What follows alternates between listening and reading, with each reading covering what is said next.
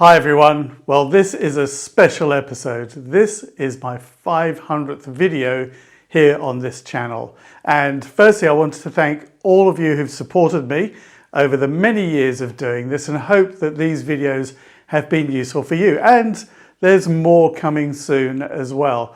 But I thought this was an opportunity to share some of the ways that I actually make these videos and also why you might want to do this yourself. So one of the reasons for doing this is maybe you just want to have fun making videos to share with people. Perhaps you want to show off your expertise. Maybe you want to make some money as well, and that can be done in various different ways. So you could do it by monetizing, so they're the adverts that come up on the screen. You've also got affiliate links that you can create. Companies like Amazon and many others allow you to become an affiliate, and then you make money whenever a purchase goes through that link. So that's quite a good thing to do as well. You might want to get sponsorship. You might be lucky enough to get sponsorship, and that can really help. But it can also be a good advert for you, so for people to come to you. And that's kind of what happened to me when I first started creating this channel. So I originally created it actually to help my dad, who lives in Australia, and I was here, and it was just much easier to create the videos and then send them to him. It's also good for your customers as well. So you might just keep them up to date like you would with a newsletter, but there's a lot more personality in a video. So creating a YouTube channel might have very many different reasons that you might want to actually create it. And some of these may cross over as well. So maybe not only monetizing, but being a good advert for you as well can help. Now, you want some things to be able to create your videos, and I say keep it simple. So here I've actually just got my iPhone, and you can use any smartphone. They've got all sorts of great features here for videoing. You can even edit here on it. I'm using it here with a gimbal. This is great for moving around, and it keeps the camera, the video, stable as you're using it. And this is a DJI Osmo Mobile. This is version 3, but there are new ones. And you can put it into selfie mode so that as you're walking along, this does work as well. So just so you know, all the links to all these things that I'm going to show you will be below the video here, so you can go and find them, or things that are similar. And any related videos will also be below, because I've got videos on how to use the gimbal, how to film, how to edit, and all these different kind of things. So I'm going to show you what I use, but then you can go and look at all those videos, and there will be more coming as well. So the gimbal is useful. You don't need it. You could just use your phone as it is. For a lot of the videos, I actually use the camera, my mirrorless camera that I've got, which is great for video, and I've got it right here in front of me, so you can see it here. It's useful to have a wireless microphone, or a microphone like I'm wearing now. It just makes the audio so much better, and it can actually eliminate a lot of the noises around. And if it can't quite eliminate them, at least the focus is on you.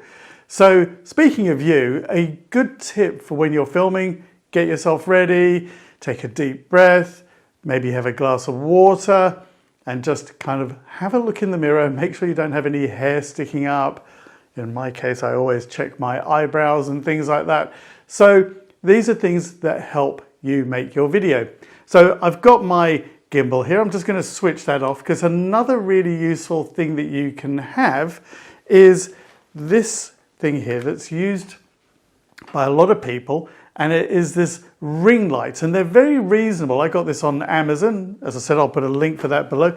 And look at this. I just put my smartphone in here, and this plugs into a USB, and look at that. That's just your power.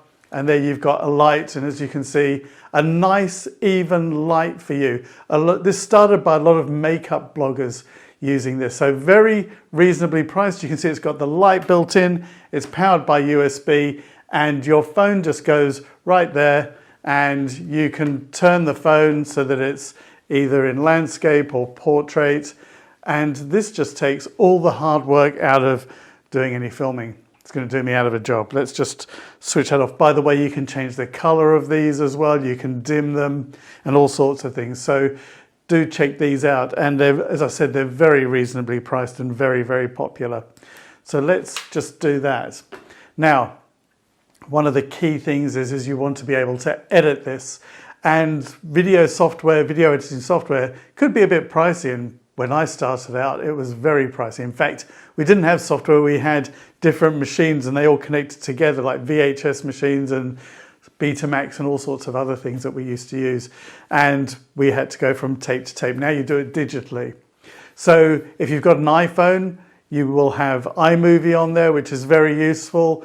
And if you've got Android, there'll be software there. I'm sure there's some free software as well.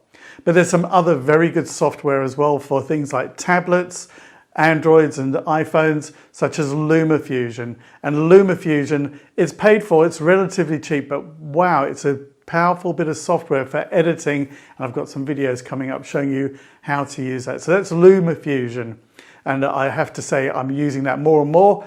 And the chances are I'm going to edit this video using LumaFusion. I really, really do like it. Now, the other thing is you've got iMovie, as I said, on your phone. If you've got a Mac, you've got iMovie on there as well. And again, it comes with it. And there's free software as well on Windows. I do find it not quite as good as iMovie, but it will get you started. And maybe as you become more popular with your videos, if that's what you want, and you start earning some money for it, you might want to invest. And for that, you've got Adobe Premiere Pro, which you might already have as part of the Adobe Creative Cloud. And you've also got things like Final Cut Pro if you're using a Mac. Now there is DaVinci Resolve. That's free up to a point, but if you want to start doing anything clever in there, then you do have to start paying for it, but also a good place to start. And I've got videos coming up on how to do that. And I've seen, particularly since the whole pandemic started and people having to create things at home, people have really got into filming and recording themselves as well. And I've got videos on how to do that. So do keep a lookout for all of those things. So if you are going to create a YouTube channel and you want it to be successful, you have to be, firstly, you have to be consistent and keep to the same topic all the time. So mine kind of revolves around technology, filming and photography, but it'd be better, and the more successful channels would be focused on, say, just one topic. And some people who do things like just Excel or Word or Office or filming, photography, archaeology, you name it, cooking, it's easier to build an audience. And there's questions about how long should the video be? Well, one of the great things about YouTube is you can see your audience retention in your statistics. So go and create videos. Don't think too much about making them long or short, but having the right content in there and making it interesting. You'll then be able to have a look in the statistics and you'll be able to see whether people are watching it and if they're watching it all the way through. If it's long and they're watching it all the way through, keep doing that. If you see people dropping off, then perhaps make them a bit shorter. How often should you do them? I would say regularly, like once a week is good, but I've been reading a lot lately that 2 to 3 times a week can be really useful, and that sounds like a lot of work. And I think when you're particularly starting out, don't overdo it, do what you can. 2 to 3 times a week is good, and as I said, that can sound like a lot of work. So one of the things that I do is I sometimes record a few in one go.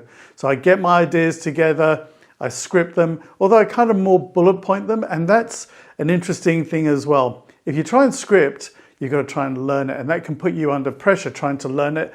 If you're not an actor or presenter who's used to learning scripts, like me, I'm not used to learning scripts, then just having bullet points, and a key thing, if you know your stuff, then you can then put it together later. So you can just record yourself and use the bullet points. If you need to stop, there's this thing called editing that I've mentioned where you can cut things out. And that way you can just make your video come together. So there's some tips. That should get you going. I think it's nice to give it a go, get to share your information, and maybe you'll make a bit of money out of it and can fund some more, and maybe you'll just keep your clients happy. Now, many people are a little bit scared of doing this. So for 2023, which is at the time of recording this, just a few days away, I am going to be introducing a mentoring program for YouTube. So if you want that, do get in touch. Just send me an email. You can go to my website, shootwithschwartz.com, and you'll be able to send me an email through that, and I can talk you through it. You don't have to be local. We can do this through Zoom, so you can be anywhere in the world. And hopefully I'll get you up and running on YouTube as well. Thanks for watching. If you do like this, please do like, share and subscribe. And that's something that you do have to do with people, is that call to action. Thanks for watching and take care.